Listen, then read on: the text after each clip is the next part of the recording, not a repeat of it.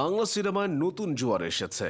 Big বাজেটের cinema তৈরি হচ্ছে এখন ঢালিউডে, সেই সাথে নায়কদের পারিশ্রমিকও বেড়েছে। বাংলা সিনেমায় শুধু একজন নায়কই রয়েছেন যিনি কোটি টাকার উপরে পারিশ্রমিক পেয়ে থাকেন। এছাড়াও বেশ কিছু অভিনেতা মোটা অঙ্কের পারিশ্রমিক পান। দর্শক, চলুন দেখে আসা যাক বাংলা সিনেমায় শাকিব খান, অনন্ত জলিল কিংবা সিয়াম আহমেদরা কে কত টাকা পারিশ্রমিক পান। অনন্ত জলিল একসময় গার্মেন্টস ব্যবসায়ী ছিলেন, এরপরও সিনেমাতেও কাজ শুরু করেন অনন্ত জলিল। 15 বছরের সিনেমা ক্যারিয়ারে মাত্র 8টি সিনেমায় অভিনয় করেছেন তিনি। অনন্ত জলিলের দাবি অনুযায়ী নিজের প্রযোজনা প্রতিষ্ঠানের বাইরে এখন তার বাজার দর 50 থেকে 60 লাখ টাকা। কিন্তু 1 কোটি পারিশ্রমিক না হলে অন্য কারো সিনেমায় অভিনয় করতে রাজি নন অনন্ত জলিল। জায়েদ খান সিনেমার চেয়ে অদ্ভুত ঘটনা ঘটিয়ে বেশি জনপ্রিয় জায়েদ খান। তার প্রথম সিনেমা ভালোবাসা ভালোবাসা 2006 সালে ভালোবাসা ভালোবাসা সিনেমাটি মুক্তি পায়। 2009 সালে মুক্তি পাওয়া জায়েদ খানের দ্বিতীয় সিনেমা কাজের মানুষে অভিনয়ের জন্য তিনি পারিশ্রমিক পেয়েছিলেন 1 থেকে 1.5 লাখ টাকার মতো। ঢালিউডের আলোচিত এই নায়কের মুক্তি পাওয়া সর্বশেষ সিনেমা সোনার চর। 2024 সালের এপ্রিলে মুক্তি পাওয়া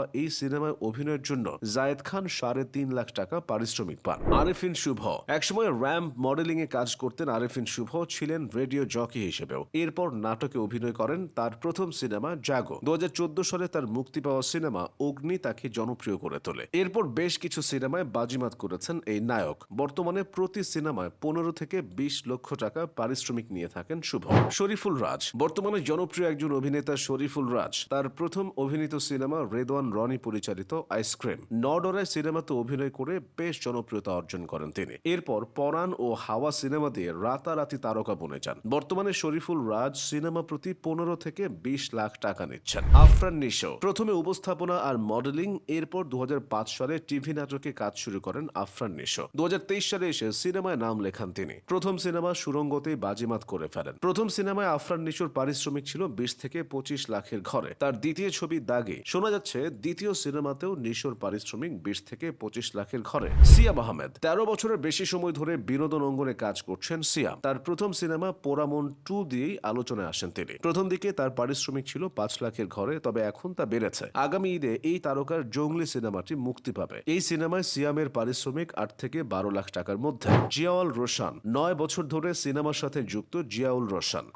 সিনেমা দিয়ে শুরু হয়েছিল তার ক্যারিয়ার। তার সর্বশেষ মুক্তি পাওয়া সিনেমা মেকআপ। তিনি সিনেমা প্রতি বর্তমানে 8 থেকে 10 লাখ টাকা পারিশ্রমিক পেয়ে থাকেন। ইমন 2007 সালে তৌকির আহমেদ পরিচালিত দারুচিনি দ্বীপ সিনেমা দিয়ে ক্যারিয়ার চলচ্চিত্র শুরু ইমনের। ঢাকাই সিনেমার আলোচিত এই নায়কের পারিশ্রমিক 5 থেকে 7 লাখ টাকা। মাঝে মধ্যে তা অবশ্য ওঠানামাও করে। নীরব একসময় টিভি নাটকে জনপ্রিয় ছিলেন নীরব। তার প্রথম সিনেমা মন যেখানে হৃদয় সেখানে। এই সিনেমায় পারিশ্রমিক পেয়েছিলেন 2 লাখ টাকা। এরপর ধীরে ধীরে তার জনপ্রিয়তা বাড়তে থাকে। একসময় 15 লাখ টাকাও পারিশ্রমিক পেয়েছেন নীরব, তবে এখন তিনি নিচ্ছেন 7 থেকে 10 লাখ টাকা। আদর আজাদ চ্যানেল আইয়ের reality show fair and handsome champion হয়ে বিনোদন অঙ্গনে আসেন আদর আজাদ। তালাশ সিনেমা দিয়ে সিনেমায় যাত্রা শুরু। বর্তমানে আদর আজাদ 3 থেকে 5 লাখ টাকার মধ্যে পারিশ্রমিক নিচ্ছেন। শাকিব খান বাংলার সুপারস্টার শাকিব খান বর্তমানে বাংলা সিনেমার জনপ্রিয়তার শেখরে তিনি। অনন্ত ভালোবাসা সিনেমা দিয়ে 1999 সালে ঢালিউডে অভিষেক হয় শাকিব খানের। এই সিনেমায় তার পারিশ্রমিক ছিল লাখ টাকার কম। 2006 সালে কোটি টাকার কাবিন দিয়ে প্রথম ব্লকবাস্টারে দেখা পান শাকিব। 2008 সালের শেষে হঠাৎ করেই পারিশ্রমিক বাড়িয়ে দেন শাকিব।